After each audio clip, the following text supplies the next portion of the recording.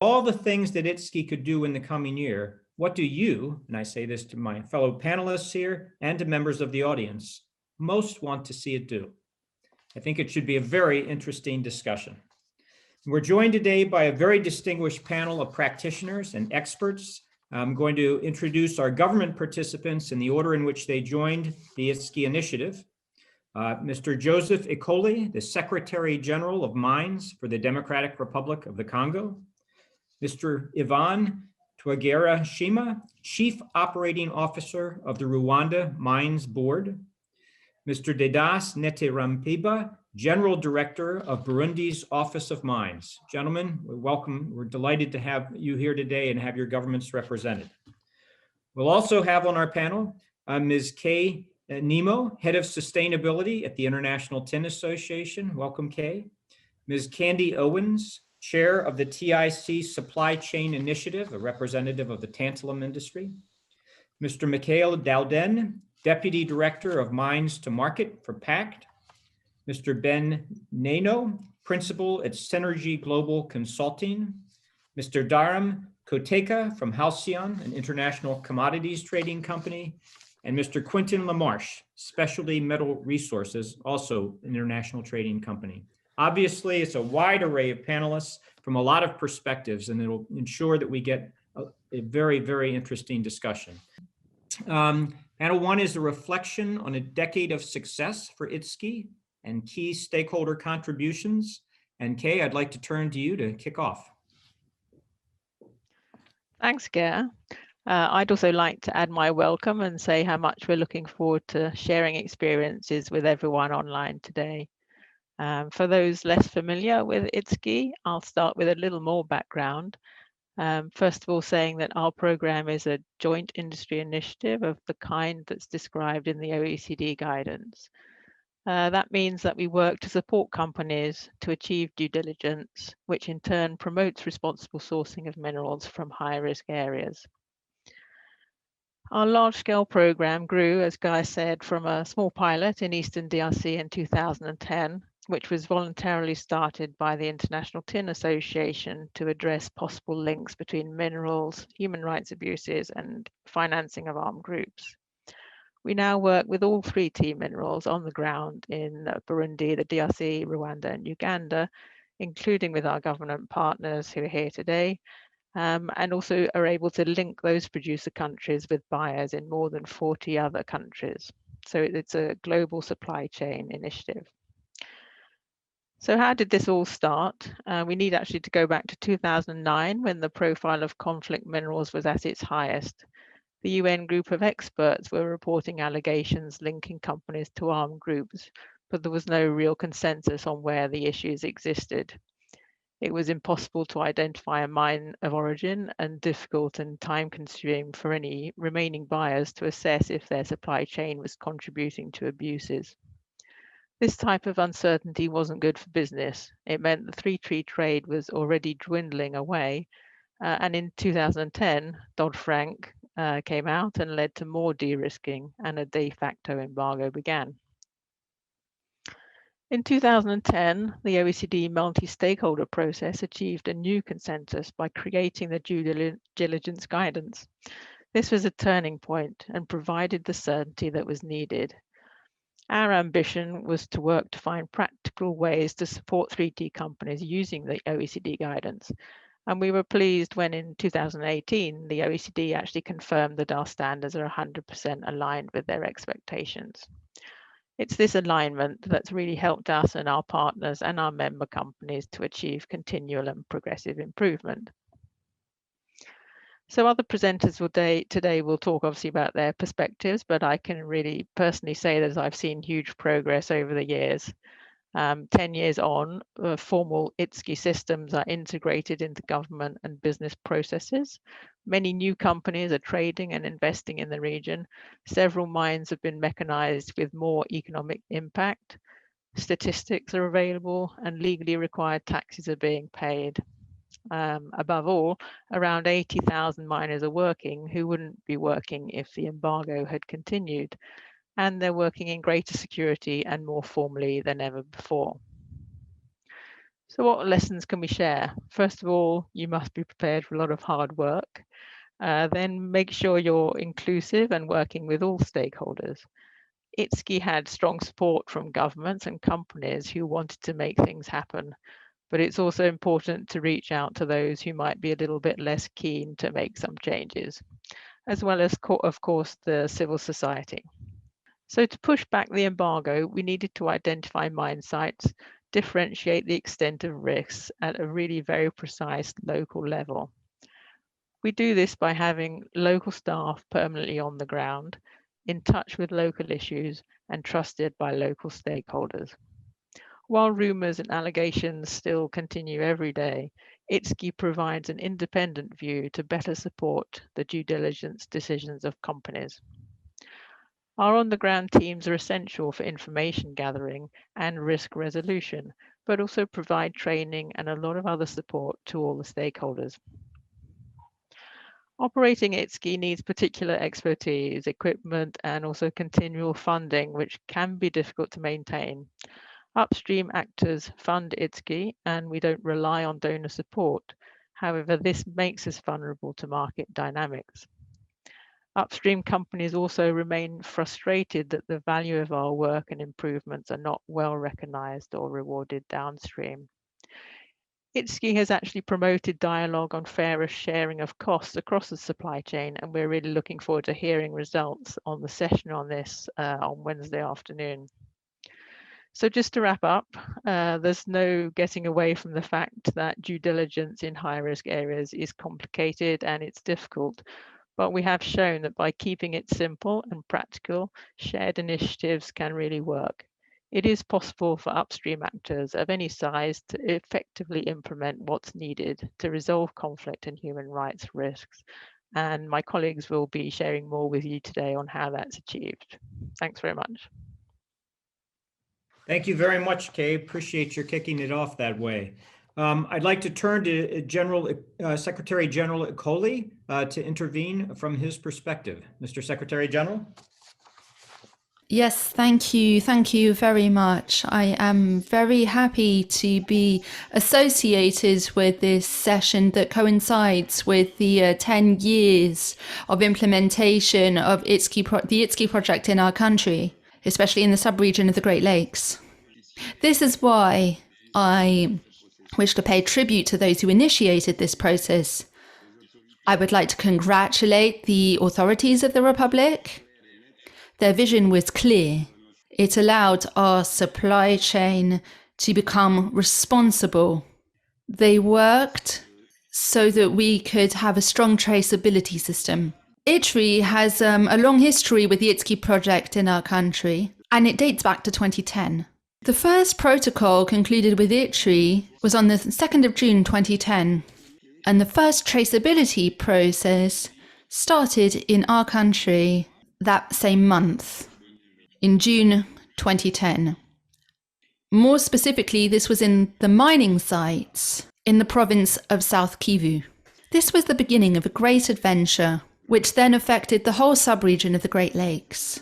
In June 2010, we began the process, and indeed, the process did properly start. In June 2010, something important happened in the United States. The promulgation of the Dodd-Frank Act, something which many of you are aware of. This completely changed our environment, especially in our country, and this American Act really highlighted armed conflict. The situation was becoming dangerous in terms of how minerals were perceived on the international scene. They were being hit by embargoes because of the involvement of armed conflict in our country. And so in June 2010, this law was promulgated, and the head of state at the time made a decision.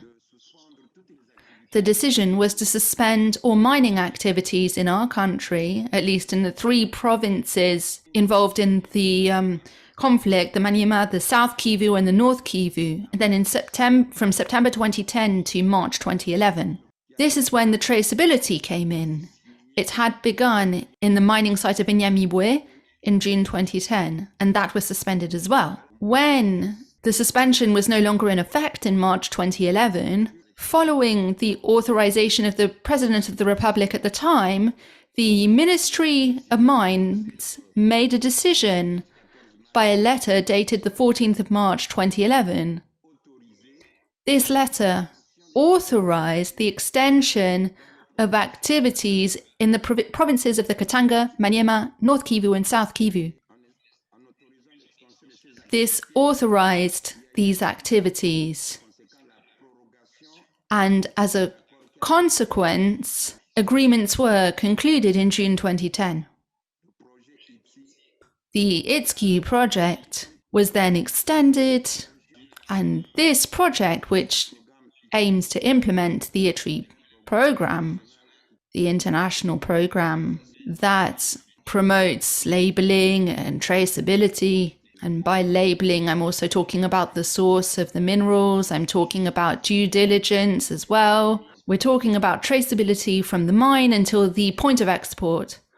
Now, over 10 years, this project has been very advantageous for the country. It has improved transparency and production. And within the 3 Ts, we have received reliable production statistics, and thus transparency has improved. The ITSCI project has also promoted good governance in the mining sector, and it has strengthened the role of the government in the management of the mining sector. As I said, we were able to really get a handle of statistics, and as a snowball effect, this project helped with state resources because everything was well channeled. This project has contributed to the fight against illegal resources in terms of the 3 Ts. And this project has also contributed to fighting against fraud and mining contraband. What's very important is following the Dodd-Frank Act, our minerals have had access to the international market. This is the most significant result that have been obtained following 10 years of the implementation of this project. And so we believe this project has been very beneficial in improving the 3 Ts in our country.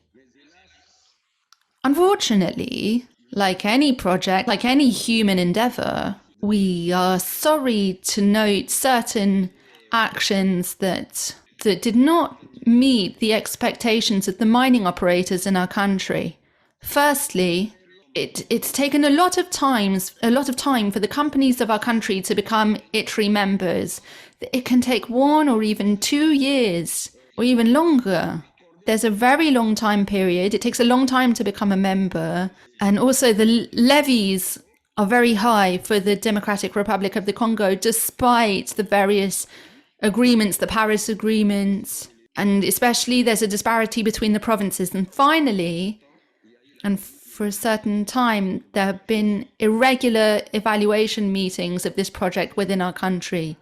But the fact remains, things are very positive. The ITRI processes for ITSCI are very positive in our country, and I thank you for it. Thank you so much for those comments, Mr. Secretary General. It's very interesting, the impact on the DRC, and your joining us today is greatly appreciated by everyone. I think we're going to turn to a different perspective now. Dr. Twagira Shema is going to share his experiences as the operating officer of the Rwanda Mines Board. Please jump in, sir. Thank you so much. I start by saying hello to everybody. Thanks for the organizers. I'm going to start by saying hello to everyone. Je vais commencer. Useful in terms of information shared.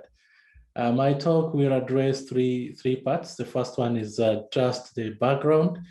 Mineral traceability started in Rwanda as a response to Dodd-Frank Act 1502, where the US Congress enacted legislation that requires US Securities and Exchange Commission registrants to provide certain disclosures about the use of specified conflict minerals emanating from DRC and adjoining countries in which Rwanda was inclusive.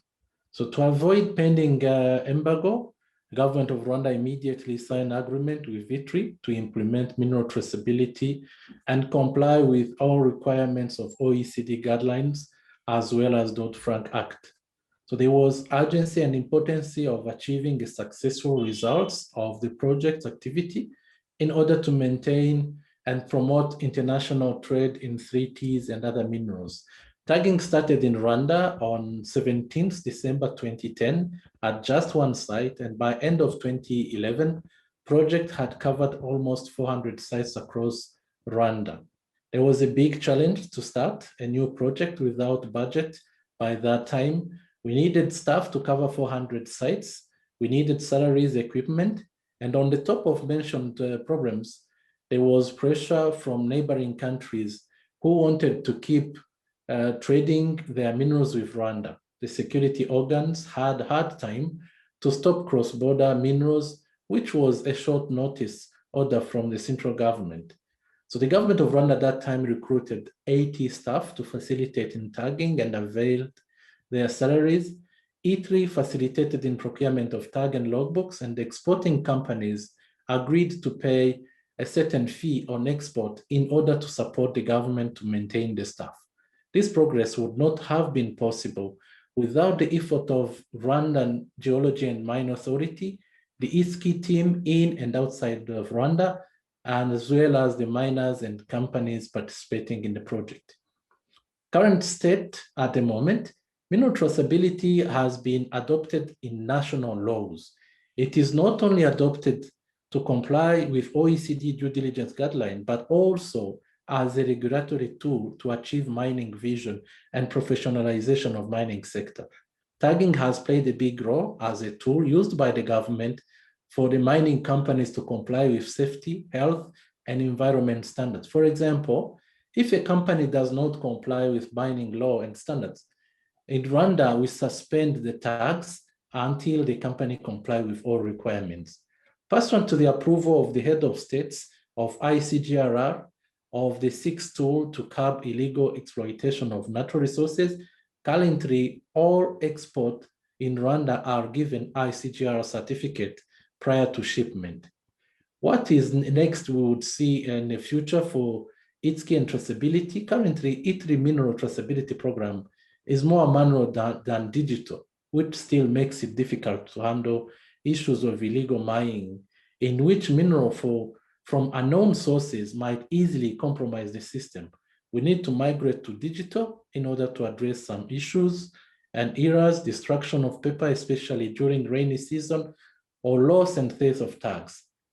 Secondly, it is important to harmonize cross-border trading. ICGR member states still work alone in mineral business, and hence value addition is encouraged in the region. For example, Rwanda at the moment has resumed a tin smelter and gold refinery, which need material from different parts of the country.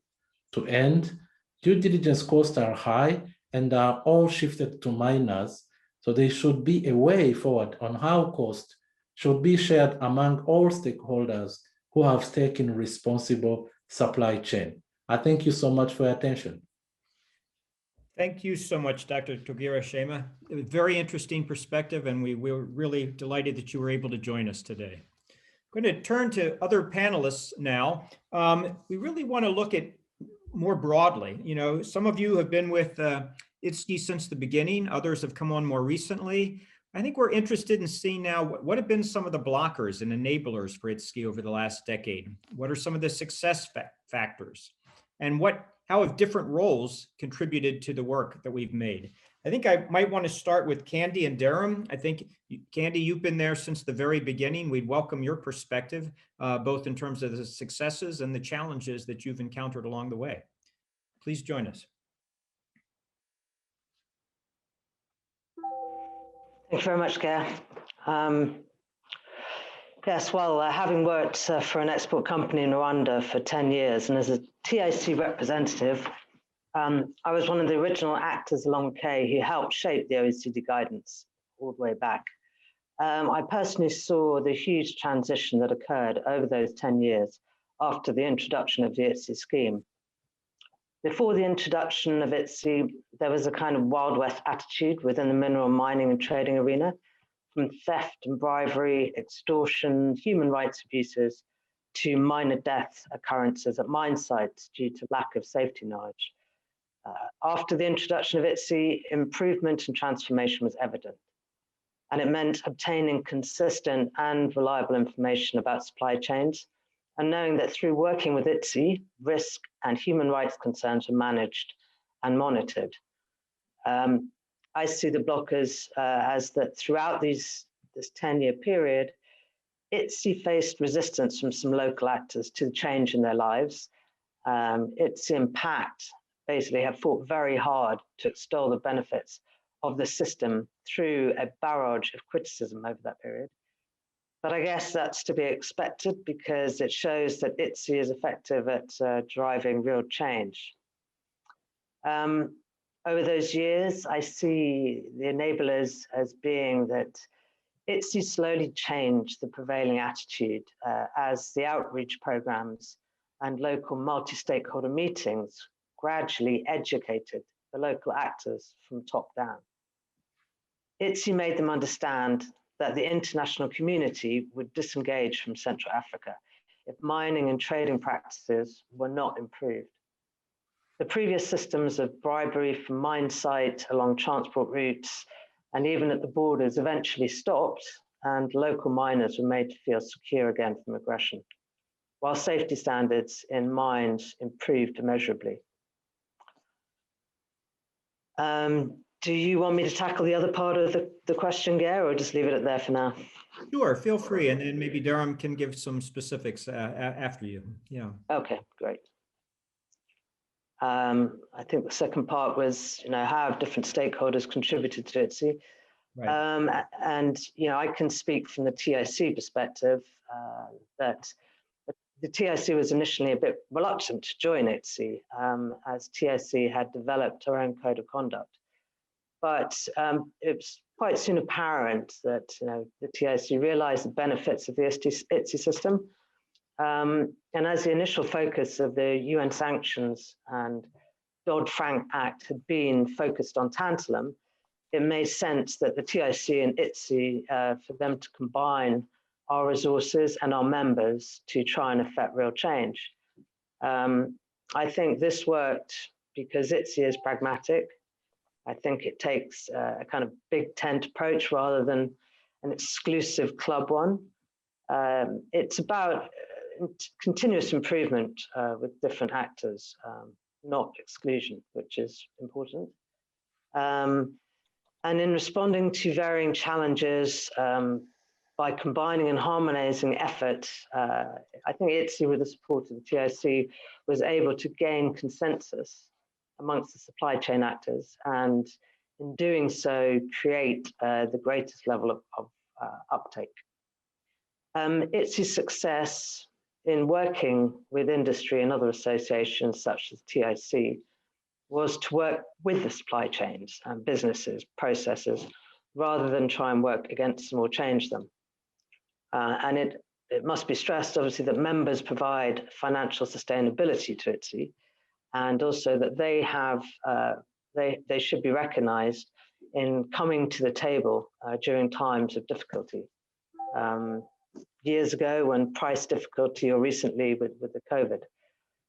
Members are also part of progressive improvements, and through ITSCI have been educated and enabled to integrate due diligence into other business processes, from supplier engagement, creation of sustainable management practices, through to understanding of public reporting requirements, which was quite a big issue at some point during the OECD in previous years. Yeah, I think those are my points. I'll leave it there. Thank you. Very helpful, and your perspective over these years is broad and appreciated. Durham, would you like to fill in a little bit on this in some detail? Sure, thanks, Ger. So I think the most tangible aspect for over the past 10 years for the ITSCI program has really been the increased awareness and willingness to comply. it has really filtered upstream and become the status quo. You will not hear people talking about trading, supplying, procuring minerals without mentioning traceability and due diligence. The structured approach towards the program, towards the due diligence, traceability, plausibility aspects, and its importance in the implementation of these measures has really taken off on the ground. The measures that are in place have allowed people on a ground level to implement them, and therefore the program has effectively achieved acceptance by the markets for Central African 3T minerals, and the resultant positive effect on local economies and the well-beings of hundreds of thousands of people. As a result, the capacity building of upstream stakeholders to the program, where they're also contributing, has been a major challenge, which we feel has now been overcome through encouraging engagement with suppliers, formal and informal training on activity and risk reporting, and the resultant effects it's had on material production, benefiting all in the supply chain. Turning slightly to the other side, a couple of challenges which I'd like to touch on, and I think has been one of which has just been previously mentioned, has been the data transmission and inscription, a challenge that we feel still needs to be worked on due to the manual labor involved in verifying logbooks, tag numbers, and other numerical activities where there can be some inscription errors. Further integration with local government authorities on the interpretation of due diligence and traceability, and not using them as a means to penalize an exporter should there be a breach, but rather working cooperatively to further better and strengthen due diligence and risk mitigation efforts through the supply chain is something that also can be improved on as a whole in our industry. Now back onto the other side again, and furthering on what Candy mentioned, broadly, if we take the activities to support due diligence and traceability and break them down into 5 parts: verification, support, risk identification, supply chain plausibility, and active engagement, each of these 5 factors really depends on a joint multi-stakeholder nature to ensure a high level of compliance in responsible mineral sourcing. And the ITSCI program, through its incident reporting, monthly summaries, baseline reports, has given a platform to exporters and traders alike to better their own efforts and their own judgments without incurring the significant extra costs, which I may touch on later, that would have been in place had the program not been there. The incident reporting aspect has been particularly useful as it allows the identification of risks that may otherwise go unnoticed, whilst the on-ground presence and local expertise of packed staff has made it easier for upstream exporters to discuss any challenges along the supply chain. Thank you. Thank you, Dharm. Much appreciated comments. Maybe turning to Quentin, I believe that you have an example, a study that you may want to share with the group. Yes, exactly. Thanks, Gary, to give me the floor. Good morning, good afternoon, everyone. So just to give you a bit of background, so Specialty Metals Resources is an industrial and trading house that is active in mining, tunnel converting, and trading cobalt, copper, tungsten, and tantalum. So I'm myself the trader in charge of the tungsten and tantalum international trading book. And in this capacity, I oversee the controlling of the investment we made in New Bugarama Mining Company. New Bugarama Mining is a tungsten mine located in the Burera district, northern province of Rwanda, near a village called Kidao. This mine was discovered and operated since 1951. It was fully destroyed in the 90s during the terrible events that have taken place there during that time. And in 2009, Specialty Metals Resources recovered the rights on the mine and signed an MOU with the Rwandese mining authorities to create the mining operation that would operate Bugarama mining concessions. So since we took over the mine, NBM has invested in property, plant and equipment and geological studies. NBM has transformed from a rather chaotic artisanal mining operation to what we can call today a semi-industrial mining operation. NBM is coordinating and offers a safe environment to around about 7 cooperatives of artisanal miners, representing anywhere between 500 to 7 daily miners, who are all paid on bank accounts, provided with health insurance covering themselves and their own families. NBM is recurrently donating as well every year to generate local impact on education and health sectors. NBM has also successfully been able to invest in semi-industrialization while keeping a focus on safety standards for the cooperatives working on our site. today, I think we are an example of successful inclusive integration of these two type of mining approaches. So the project has been made possible due to a number of factors. One of them is obviously that around this context offers a safe bedrock for international investors. Rwanda is a country of law, and it is also a country where you can find highly qualified local individuals to manage it. So from a financial controlling point of view, up to mining operations. So there are competences and people with relevant experience in Rwanda. Now, obviously, this project could never have been possible without the ITSCI system. In 2010, somewhat later after our acquisition or recovery of the mining rights, I would say, the Dodd-Frank law was signed and NBM suffered a de facto embargo of its production, almost overnight. The OECD due diligence guidance regarding responsible minerals, which tackles the need for regional certification mechanism, was an important step for Specialty Metals to keep its commitment in this investment. This key system offered significant and sufficient capacity on the ground to perform due diligence, and it was overall meeting criteria recommended by the OECD. Then ITSCI provided a safe bedrock for international investors like us. The system enabled us to convince our long-term offtake partners, IG Western Refinery, to see our NBM mining operation, although small, as security of supply on the long term, foremost, a fully legitimate, responsible mining operation. After all these years, and taking a broader look at the industry, it is safe to say that the ITSCI system has provided enough due diligence assurance to convince international buyers now to consider the Central African Great Lake region as a region to possibly include in their purchasing plans, and this across the 3T sector. So ITSCI was definitely the first mover, but moreover, through its association with PACT, provided the capacity that is definitely needed to document the due diligence assurance process.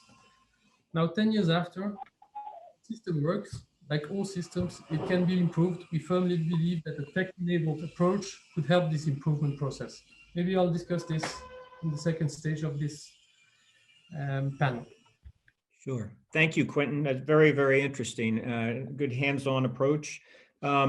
Maybe turning to Ben, you might be able to share with us a little bit about your experience with information sharing throughout the past the decade. Sure. Thank you.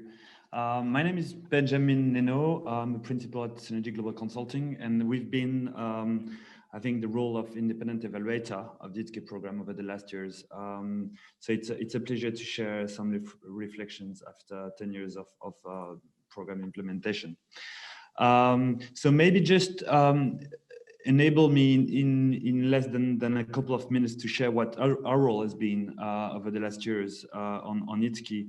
So our role, the independent evaluator's role, is threefold. We first do preliminary audits. So we do conduct those preliminary audits when the companies want to join the program. And so we do check on the shareholding and management structures. We check past issues in relation to due diligence, and we do a quick screening of the policies and systems in place before companies join, and we recommend membership. We also conduct audits on the ground. This is more a ad hoc part of our activities. They do take place at the export and trading levels. So we do control that member companies are implementing the traceability requirements, their due diligence policies, as well as checking risks in the upstream supply chain and passing the information on to downstream customers. And we do also monitor the program. So we do work regularly with PACT by reviewing incidence level, classification, time for resolution, and providing advice on possible changes and adjustments to be made. So maybe just the key message here as to our role is that we are often seen as the auditors, but our role is broader than that. Our evaluation role is more than audits. We do third-party verification of new membership, as well as ongoing third-party monitoring of PACT work on the ground, which is really the operational leg of ITSCI. So maybe now just a few words on the key progresses that were made over the last years and that we've been noticing as an independent evaluator. So obviously I'll keep my evaluator's hat in this context and won't talk about many other issues that others have touched on in this panel. So maybe first at the company's level, I think supporting what's been said already, I think there is a huge increase in awareness and improvements in that regard. I think it's fair to say that companies understand much better what the international standards are and traceability requirements as well. And so particularly exporters, due diligence is much more formalized than it was 10 years ago, even 5 years ago. This is true in terms of policies, systems that now exist, and companies are more aware of the tools and the different incidents and their role in the program implementation. So I think this is a positive improvement to be noted. Maybe at the operational level, what we can say is that there's been less and less incidents on issues regarding traceability. I think this is obviously still an ongoing concern, but I can say that things have been, incidents have been reducing over time. And maybe the additional point is about the consistency of incidents reporting. There's been a more rigorous follow-up in terms of multi-stakeholders consultation and resolution of incidents, as well as risk mitigation more broadly. So these are definitely two big improvements that one must note after 10 years of implementation. Maybe just a few words also with my evaluator hat in terms of challenges that remain to be addressed. So one thing that I'd like to emphasize on is that apart from a couple of exceptions, there is a critical lack of implication from the downstream sector. And I can say that because after so many years working with the program, we've never been really asked, except maybe in a couple of exceptions, about information that are produced as part of this program or as part of our audits. So I think that questions the use that the downstream sector makes of upstream due diligence information, and maybe asks, questions whether if downstream were to do more due diligence on the upstream, they would possibly see more value and be able to make a better use of the information produced. I think that brings a wider important limitation as to the fact that about the impact that the upstream due diligence can have, and the visibility that downstream actors can have on the upstream risks. Also in terms of the deepening and broadening of due diligence in the upstream that could be made.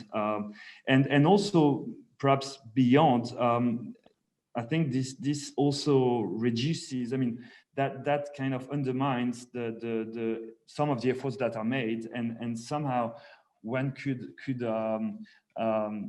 say that we maybe are not challenged enough on our work in the upstream sector by some downstream actors on everything that is made.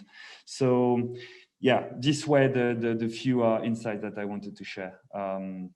Thank you very much, Ben. Much appreciated. Michaela, Ben mentioned several times a couple references to on the ground. And as we all know, where the rubber really hits the road is on the ground and where these things are done. Perhaps you can share some of your experiences on the ground with the panel. Thanks very much, Garen, and hi to everyone. So yeah, I'd like to give the perspective from our on-the-ground teams who are deployed in 4 countries. And I'll start by mentioning some key successes that we've seen over the years. First, the key point is to say that today ITSCI is operating at scale, and that even in very remote areas, disregarding the size of mines, disregarding the number of miners working at those mines.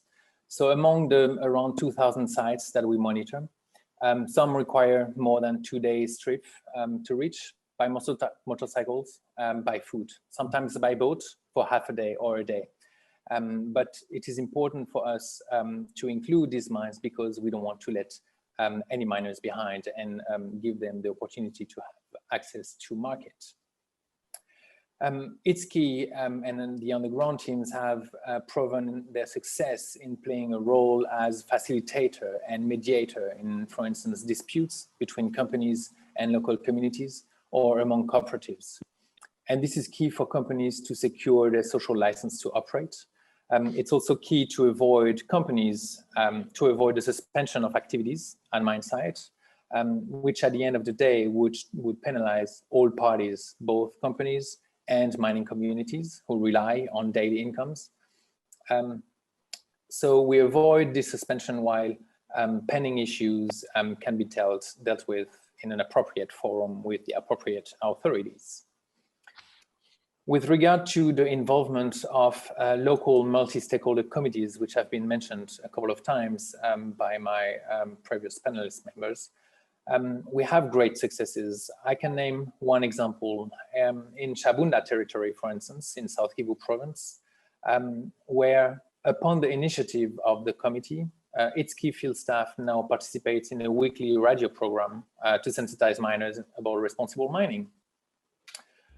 We've shown success in resolving conflicts, and we need to remind ourselves that the program has been developed to address conflict issues on the ground. And when we look at North and South Kivu province, for instance, we've seen local authorities and the local multi-stakeholder committees who have been involved in meeting with armed groups leaders, including with the support from ITSCI teams, and achieved the demobilization and surrender of such armed groups leaders.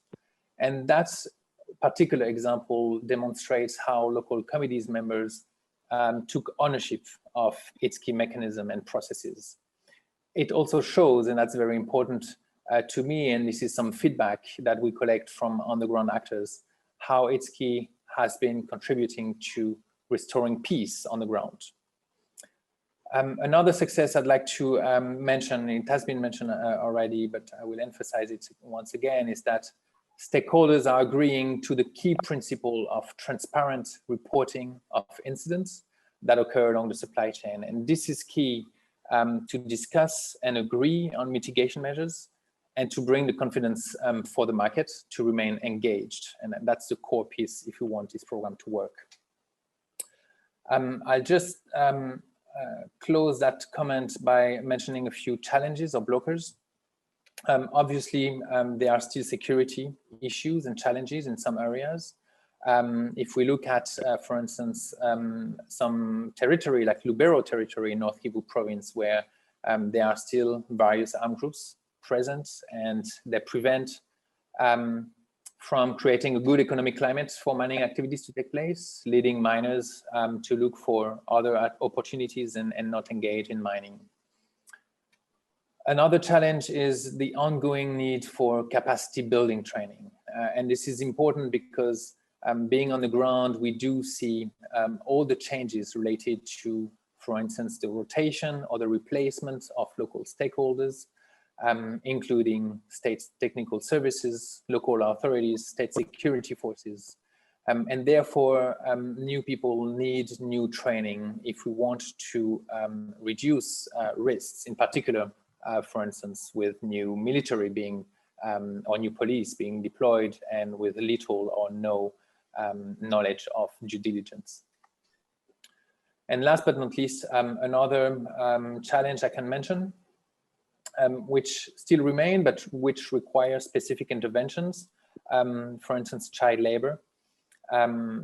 We've seen great improvements and action taken by local stakeholders in reducing children from mine by raising awareness of minors, setting up local monitoring groups at the sites involving cooperatives, state services, school directors as well. And this has brought some important success, but it is not sufficient, and we need to address the root causes of child labor, which will need broader interventions. It's an important point to make because this will go beyond ITSCI's core mandate and capacity, and especially when, as Benjamin mentioned, when funding mostly relies on the upstream sector, and we've seen a lack of engagement from the downstream sector. And I'll stop my first intervention here. Thanks. Thank you very much, Mikhail, and thanks to everyone on panel one. That was terrific, and we squeezed everybody in on time. Thank you for being respectful of each other. We're going to step back now for the audience. We have a surprise. We have some voices from the field, a tape to share with you. This was not on the agenda, so it's kind of an added bonus. Roper, do you want to play it? And then we'll go to panel two. Nous sommes la coopérative Comidec, l'un des partenaires de la société MMR dans la production de produits sanitaires. 5 points importants qui nous ont aidé le système ITSCI, c'est d'abord la levée des barrières illégaux, l'accompagnement des mesures sanitaires et sécuritaires, et aussi la participation au CLS et la dénonciation par les rapports d'incidents dans tous ces faits qui ne sont pas légaux. Merci. Due to the ITSCI program, that become one of our key elements in our channel, because MMR have created a compliance department that is just a focus on the traceability issues, the due diligence issues, and to build up a responsible chain. We come to understand that there are risks, and we have created the policies to mitigate those risks. It has been our honor to be one of the first adopters of the ITSCI program and work hand in hand to continue to increase transparency and build trusting relationships with artisanal diggers, our buyers, governments, and all stakeholders. Je m'appelle Vincent, je suis actuellement le chargé de programme ITSCI en RDC basé à Goma. I'm in charge of the ITSCI program and I work d'abord en qualité de conseiller technique, avant d'assurer la commande des chefs de projet au nord et sud Kivu, puis au Grand Katanga. J'ai aussi participé I'm in charge in the Katanga region to implement the project. Et du lancement de ces projets au Rwanda et au Burundi. Selon moi, I'm also supervising the implementation of the project in Rwanda and Burundi. What I've noticed in the implementation of the ITSCI program is the traceability measures that have been in place. And we've been able to respond to the major risks. For example, from the local databases to the management processes, we have improved traceability. We've also had consultation measures. So we employ most of the workforce in DRC.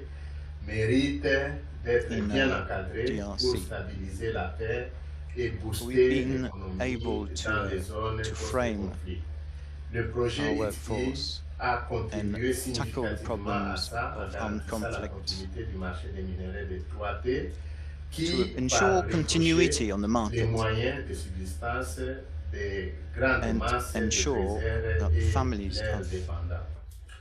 Malgré tout, certains défis subsistent, dont les plus importants sont l'appropriation effective du projet.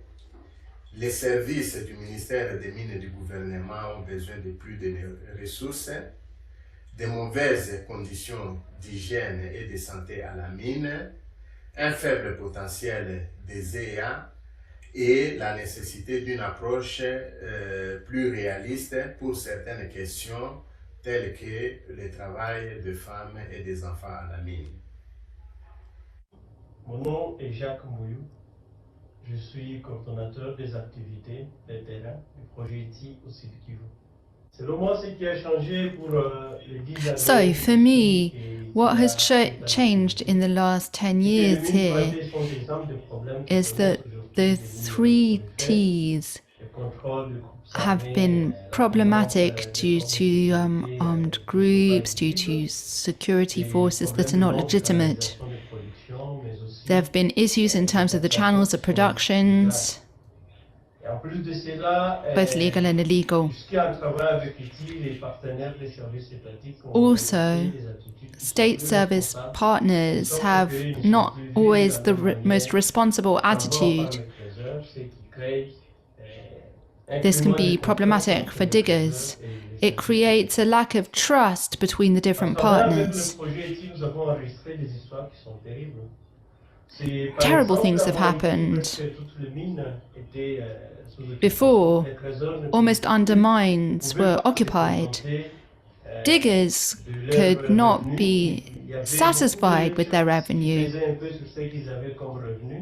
Many services were impacting on their revenue. But once the project arrived, these diggers could be more personally satisfied with their revenues as well as their dependents. Production improved. There are challenges on site. There's more monitoring on a local level, especially the CLS and sub-CLS committees. There have been many changes, the decree was revised, new partners were thrown into the mix. This impacted on monitoring and recommendations and on recommendations.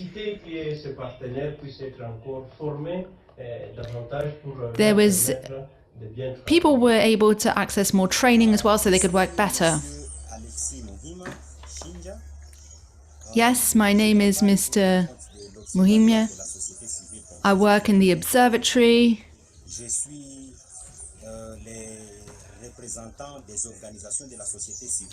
I represent civil society and the monitoring of mining activities. In North Kivu, there has been progress. Before the ITSCI project, sites were not qualified or authorized. Now today they are both qualified and authorized. And based on the qualification and the authorization, we can now begin the labeling process. Labeling is the second progress, the second advance that we've made. Labeling enables us to trace minerals from their origin all the way through the circuit, right up until the final buyer. And this is a huge advance. Also, based on the labeling, there's due diligence being carried out. This is done on 3 levels. On a state level, the state can be sure that the operators and its services are linked to good practices throughout the chain. Then operators, each operator is sure that it has a due diligence policy, and on site it is linked to the implementation of good practices. Then on the 3rd level, that is civil society. We also ensure that we are carrying out the proper monitoring and control for the good implementation of good practices, responsible practices, carried out by the different operators, as well as by governments. For us, this represents a great advance, and we are very happy with this. Thank you to our teams for pulling that together, and thank you for the interpreters. I realize it was a little bit tricky to follow, just trying to make it work here. So just apologies on the sound, and we will circulate this so you will have a copy of it. Well, thanks, Roper. That was a treat to get to hear all those people, and difficult to bring so many voices together for one panel, and you've done a great job. So we've heard a bit about what's happened in the last 10 years, some of the successes, some of the challenges. I think we're going to turn now to panel 2, which is about what's next. What's next for ITSCI? Where do we go? How can we improve? How can we address challenges that have been pointed out? And I think we're going to flip it. Michaela, you went last in the first panel, so we're going to let you go first this time. Do you have, and can you share with us any thoughts on how ITSCI can strengthen its system and ways to improve incident management? Thanks, Gail. So yeah, looking at all the progress we've made over the last 10 years doesn't mean that we should stop making improvements. And in fact, we are continuously looking at what areas can be further improved, what can we do more efficiently, reevaluating that based on the achieved improvements on the ground. I name a few examples in different countries where we operate. In the DRC, what I can say is that we are looking at enhancing cooperation between the various provinces to look at ways for minerals to be transported and traded in a neighboring province in order to address logistical and financial challenges on the ground, or at how we could integrate new provinces in the program. In Rwanda, we are working towards closer cooperation between mining services and the police, for instance, to address issues of informal mining related to the lack of licenses. We're also working at promoting multi-stakeholder committees that have started to be set up in the country. And in Burundi, and this is a point that has been mentioned by some panelists, we are looking at reinstated the process of electronic data collection. This is about to resume actually in a couple of days and in the coming weeks, where we will continue with that process and hopefully we'll be able to expand to other countries after that. We can also look at, beyond OECD compliance. And I know, we hear on the ground and also at the international level, some expectations that go beyond OECD compliance. And I can name, there are many examples, but I will name one only. If we look at occupational health and safety, I believe that the experience, I hope to say past, but I will say the current experience of COVID has created some awareness about hygiene at mine sites. And I think there is an opportunity here to use this momentum and expand interventions around environmental issues connected to health and to mining. One concrete example is water management and water recycling. The absence of management of used polluted water can foster the spread of waterborne diseases at sites. So addressing this issue can benefit the health of miners and surrounding communities, but it can also at the same time have an additional benefit around the productivity and efficiency of miners who very much rely on water to wash their minerals and to increase their production. So this is a concrete example, but I'll end by saying that if we want to increase the resilience of mining communities, and therefore, if we are considering implementing associated activities that go beyond OECD, we need to keep the market engagement piece at the core. This is critical to ensure that we build something sustainable and that miners continue to have access to markets and that minerals are mined responsibly first. And therefore, it is primordial to say that such additional activities should not come at the expense of the core due diligence issue, which is ensuring that minerals are mined free from human rights abuses and from armed groups interference. Thank you. Thank you for those thoughtful comments, Mikhail. Gail mentioned in passing a little bit electronics and how that's potentially helpful. Maybe turning to Quentin and then to you, Candy. Perhaps you can discuss your experiences with technology and the improvements that's made and maybe where you see things, the benefits of technology improving the process in the future. Thanks, Gary. So like all systems can be improved. Like I said, we firmly believe that a tech-enabled progress could help this improvement process. So digitalization has to be considered and will definitely help to make the system improved. We are convinced about that. We're convinced about that, but we certainly want to insist that it cannot be done through removing people from the ground. And I want to echo what Michael just said. We have great respect for PACT because they are on the ground on a daily basis, helping us with our due diligence. We believe that we should rather look at softwares as a service for those people organizing the due diligence process on the ground, several sites, to make their daily lives and their daily business easier. We definitely believe that it will improve the system as a whole. So at NBM, to give our perspective, we have initiated a review by a third-party auditor to measure the impact that we create on the several stakeholders of our mine. And we try to include this digitalization topic in our review in order to help the ITSCI system to make progress. We realize that this is not for free, right? It comes with a cost. So now 10 years of partnership with ITSCI have made us also realize that the cost of the due diligence has been heavily put on our shoulders, okay? The cost burden of the proof of being responsible operators has been lying on the very upstream, like NBM. And we all know, the upstreams are made out of small and medium enterprises.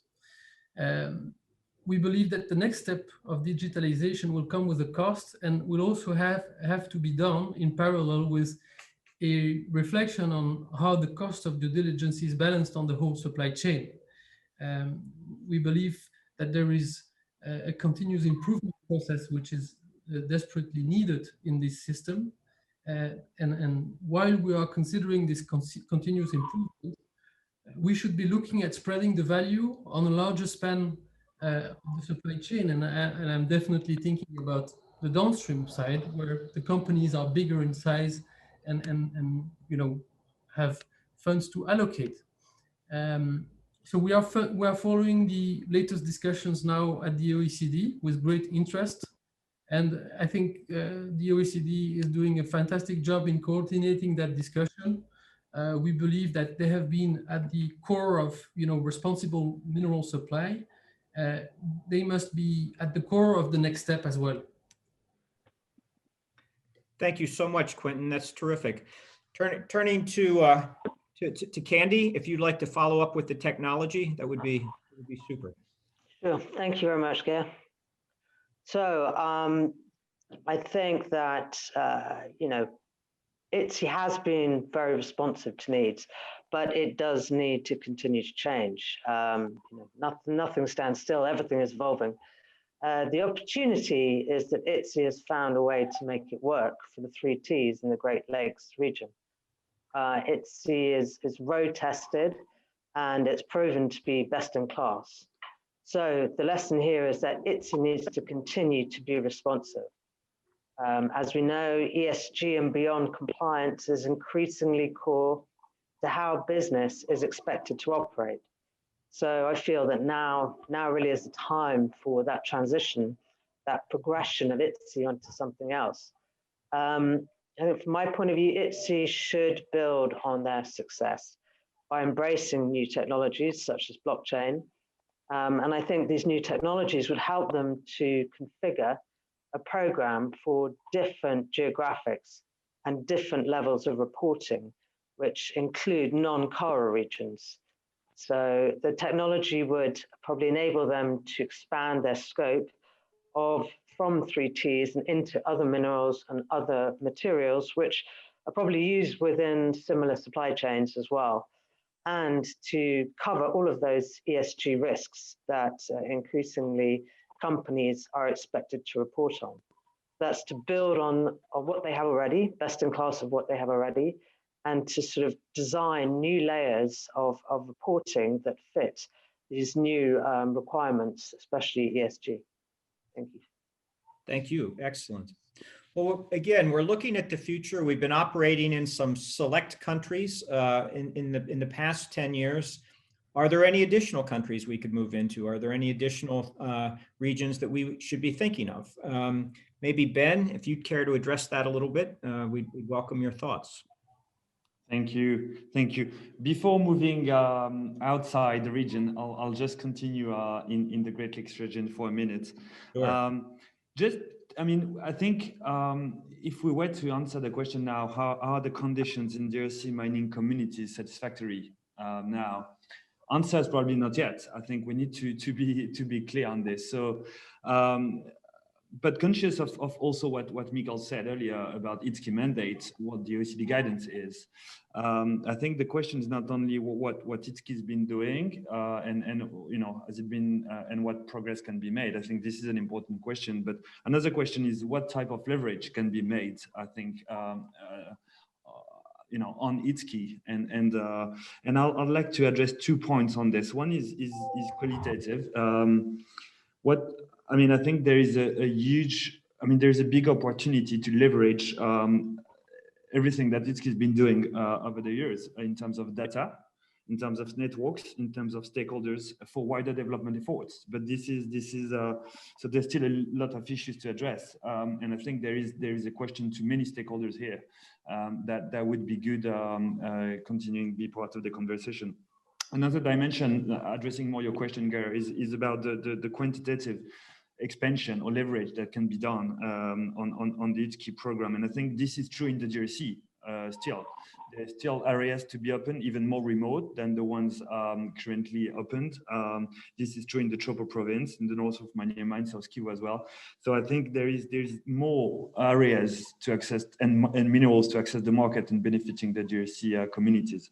And this might be also helping addressing some existing issues and barriers. The more sites, I mean, we know this, the more sites open, the less incentives for price discrepancy or smuggling there are. So I think this is something to be bear in mind continuously. And so maybe to address your question a bit more directly, Gary, there also are other areas internationally that I think could leverage ITSCI's experience in the Great Lakes region. I think one can name probably Nigeria. I'm sticking to 3T production here, as well as Myanmar. So there is, I mean, my big message here is there is the huge systems, processes, network stakeholders to leverage on. And I think this is for the next step something to bear in mind. Thank you. Thank you, Benjamin. I agree very much with the points that you've made. Maybe drilling down a little bit, Dharam, what do you think, and do you have any comments on a potential expansion into Nigeria, for example? Yes, thank you, Gert. So yes, expansion to other regions considered high risk today, in this case, Nigeria. The presence of an industry-wide tried and tested program would really better the acceptance of said material into global markets, whilst very importantly bringing the inherent cost efficiencies by blocking exposure to large and unsustainable costs in carrying out proprietary audits and reports on certain artisanal sites where business may not support these associated costs. So really having such a program, which is already working in region in Central Africa, trying to expand it whilst also taking into account the local culture, the local workings and development in Nigerian artisanal sites would really be beneficial and would actually possibly increase the acceptance and benefit downstream users as to why they should accept material from that region more frequently also.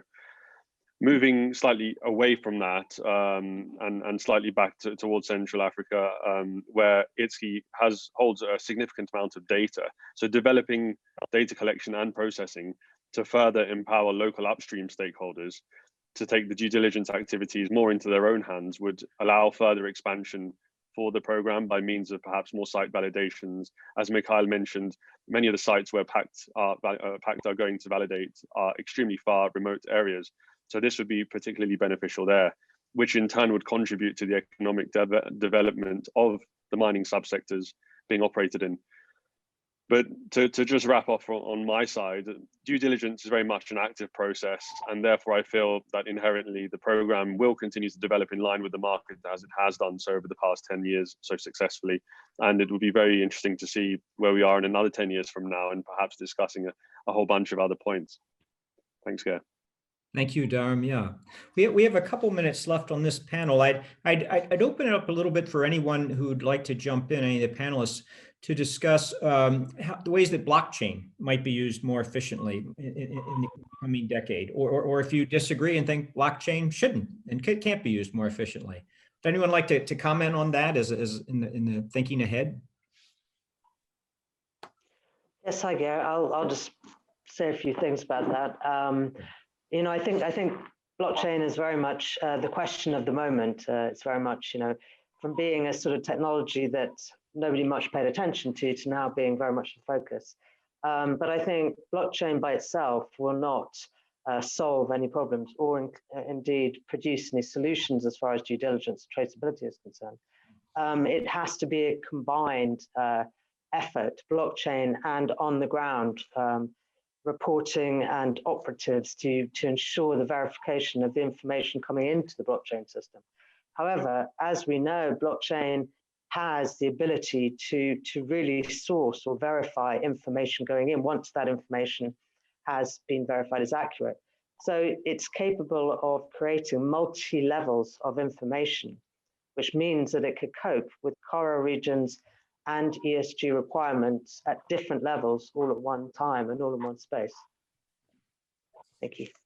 That's very helpful. And I think all of the answers and all of the panelists seem to circle back that technology may provide an important benefits to us in moving forward in the next decade, but that really what's on the ground is what's key. And we're always going to need some boots on the ground. We're going to need people on the ground, their personalities and their individuals to deal with, whether it's government officials or sellers. So I think that was a very thoughtful point.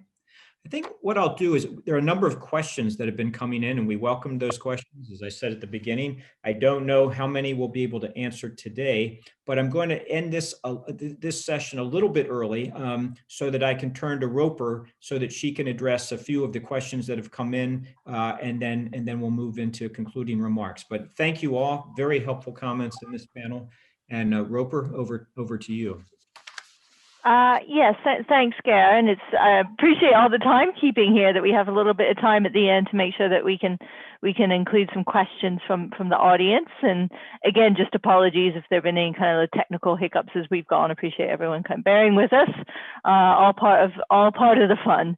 So, I mean, I think some of the questions from the panelists are just around the costs of ITSCI as well and how we're financed. So perhaps this is one for the panel as well, but also to acknowledge that this is part of the follow-on conversation, and it's an ongoing one that the OECD is doing a very good job of facilitating. We have a panel in the forum around the costs and values of due diligence. But as well around, I just want to address the question around from the participants around costs on mining communities.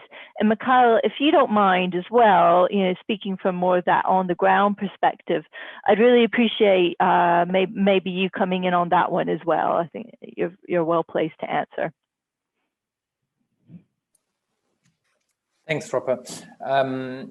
Yeah, I can add a couple of comments about that. I mean, I think, as I said in a earlier part, I guess we don't want to exclude anyone on the ground, and looking at the cost is well, it's making sure first and foremost that every mind that desire to join the ITSCI program, disregarding the size and the location, will have access to that site, disregarding the costs. And therefore, being a small or big mines will not play a role. This is also one of the strengths of ITSCI and our teams on the ground, to adjust to the needs on the ground. And that cannot be included in a cost issue. If we look at the risks, we need to look at where the main risks are, and that's how we will also adjust our interventions on the ground, where more monitoring is needed, while in other areas with lower risks, then we could adjust and make sure that we don't need necessarily to do the same level of follow-up because these issues are lower. And this is an important factor regarding costs. And last but not least, obviously we talk about different countries and geographies. And I did touch upon some challenges that we face, the main challenges being logistical challenges, where we have long ways to access sites. The roads infrastructure does add another factor that creates costs that may not be existent in other areas where a better infrastructure is available.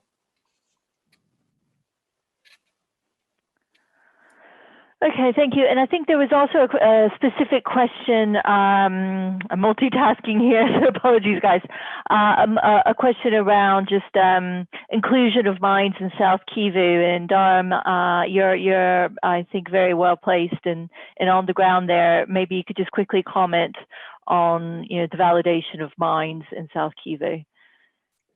Yeah, thanks, Roper. So yes, the validation of mine sites in South Kivu, I think this has really increased over the past few years. Certainly, you can see that from the amount of material coming out of the province.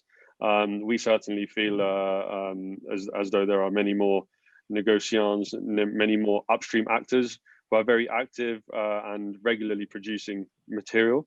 And this has only been possible due to the increased validation, and particularly in Shabunda, in more remote areas where the program has gone and validated these sites. So we do feel that that this is particularly tangible there, and the amount of material that is possibly leading through parallel channels definitely looks like it has decreased.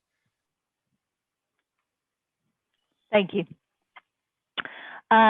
So we're coming up to the end of our time, and I believe we've answered some of the questions that have come in.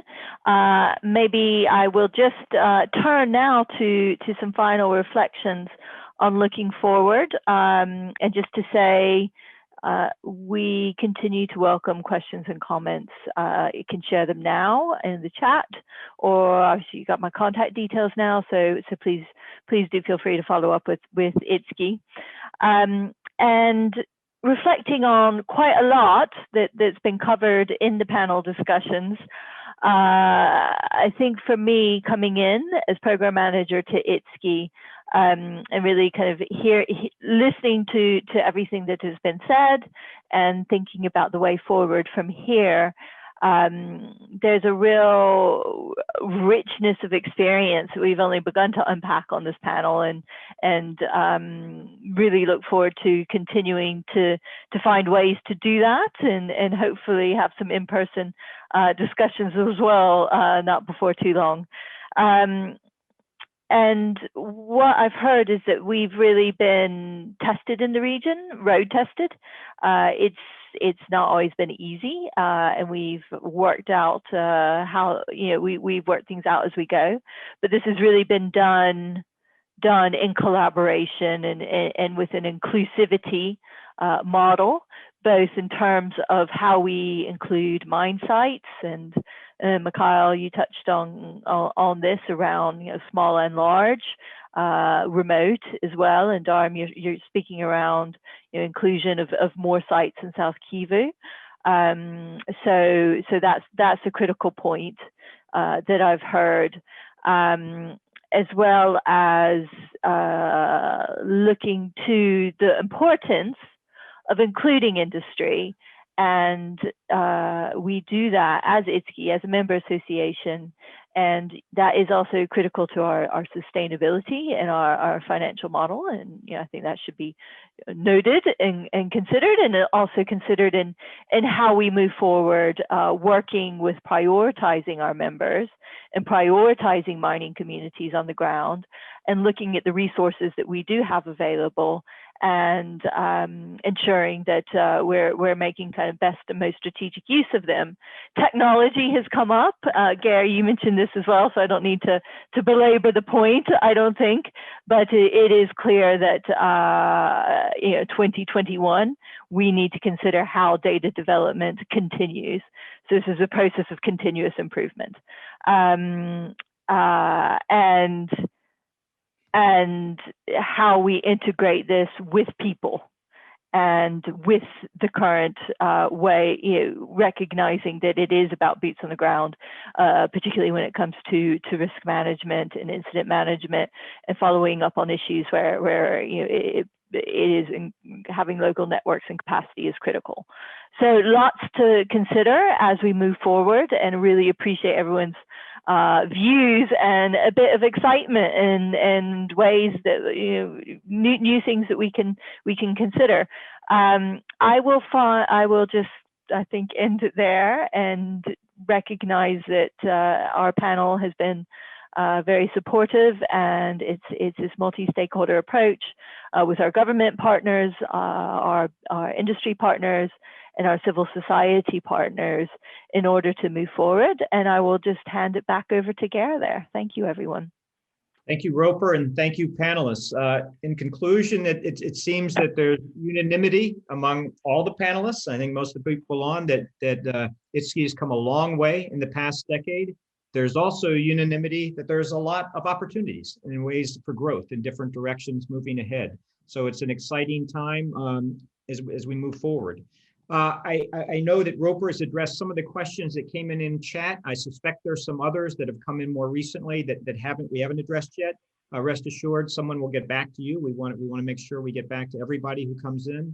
I also understand some people had trouble dialing in. If these were your friends, please remind them that this is being recorded today. We're happy to share this recording with them. Sorry if there were technical snafus, but they can see all of this and hear all of this with the recording. With that, I'd like to thank our audience. You've been great. Thank you for your input, your questions, and for joining us. I look forward to continuing the discussion. As Roper said, this is a process of continuous improvement. And I look forward to moderating 20 years out in 2031, looking back on 20 years and what we achieved in that time period. Until then, I hope you'll join me in giving the panelists a hand of applause for all that they've done. And I would say to everyone, good day for those of you early in your day, and good night for those of you joining us in the evening. Thank you.